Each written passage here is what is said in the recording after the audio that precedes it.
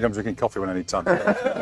On last season was the Tottenham-Liverpool game, and we all had no idea what was going on. This is the guy in charge of the PGMOL. This is the guy where the buck stops for what we see that is wrong in the English Premier League. And they're making jokes.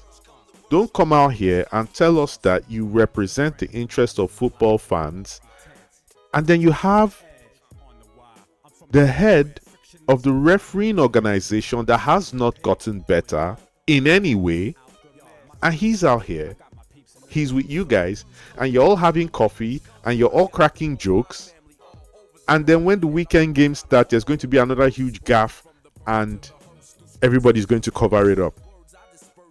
Gary Neville is going to go on his podcast for Sky, and he's going to tell us that he can call it down the line.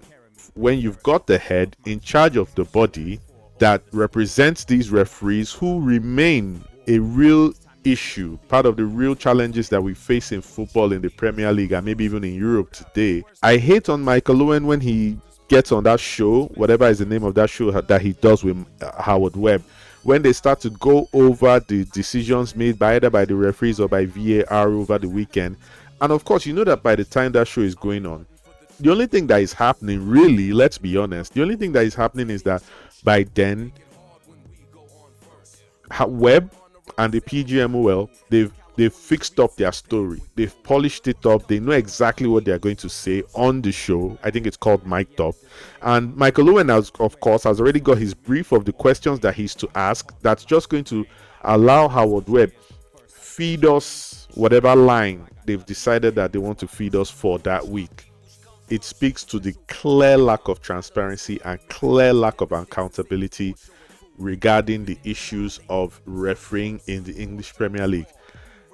How is Gary Neville, Ian Wright, Roy Keane, how are they any different? How are they any different when they're sitting down here on, I think the kickoff, I think it's called. How are they any different from Michael Owen or Mic'd Up when they sit down with Howard Webb and let him have a free ride? How is that going to help us when Stuart Atwell does another goof? How is that going to help us when Chris Kavanagh blatantly goofs his calls? This is why we said on this channel that there is clearly a need for objective interpretations of a lot of the stuff that we see regarding football today.